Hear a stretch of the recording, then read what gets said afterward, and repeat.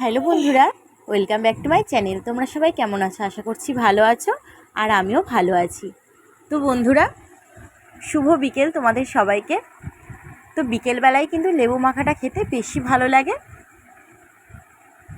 তো ঘরে না মেখে বাইরে মাখলেই বেশি ভালো হতো। তো মা আজকে বাজার থেকে বন্ধুরা এই বাতাবি লেবুটা নিয়ে এসেছিল। তো ভাবলাম বাতাবি লেবুটা মাখা করে খাই। তো দেখো, প্রথমে এবার খোসাগুলো ছাড়িয়ে নিচ্ছি। আর এক হাতে ফোন ধরে কিন্তু এক হাতে করা খুব প্রবলেম হয়। চলো খোসাগুলো আগে ছাড়িয়ে নিই, এক হাতে একদমই হচ্ছে না।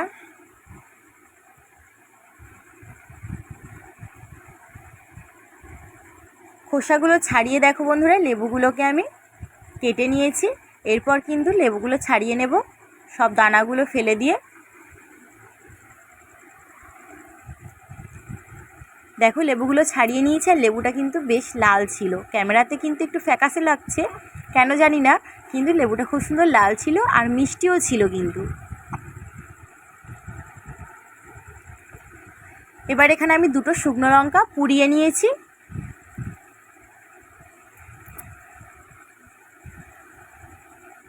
নিয়ে নিচ্ছি অল্প একটু লবণ, যেহেতু লেবুটা একটু মিষ্টি আছে সেই জন্য। আর লবণ লঙ্কা দেবো, চিনি দেবো না তা কি হয়? তো 1 চামচ চিনিও দিয়ে দিলাম। আর এখানে আমি একটু ভাজা মশলা দিয়েছি। তো ভাজা মশলার মধ্যে সেরকম কিছুই ছিল না, একটু জিরে গুঁড়োই দিয়েছি আর একটু লেবু পাতা দিয়ে লঙ্কাগুলোকে ভালো করে একটু ভেঙে নিলাম। এতে কিন্তু আর কিছুই দেবো না। এবার কিন্তু মেখে নেব। একটা খুব সুন্দর গন্ধ বেরোচ্ছে কিন্তু। আর লেবু মাখাটা এইভাবে খেলে না দারুণ খেতে হয়। তোমরা যারা ঝাল পছন্দ করো আরও বেশি করে কিন্তু ঝাল দিতে পারো। তো মানে জিভে জল চলে আসছে, কি বলবো। ভিডিওটা তো আমি অনেক পরে এডিট করছি, তো এখন দেখেও কিন্তু জিভে জল চলে আসছে। তো চলো, লেবু মাখাটা একদম কমপ্লিট হয়ে গেছে। আর আমি কলা পাতায় নিয়ে নিয়েছি। দেখতে কি ভাল লাগছে না? বিকেলবেলা বসেছিলাম, কিন্তু এখন কিন্তু সন্ধে হয়ে গেছে, মানে 6টা বেজে গেছে। তো কি করব, সেই জন্য নইলে কিন্তু আমি মাখা করে নিয়ে বাইরে গেলে মানে আরও সুন্দর দেখতে লাগতো।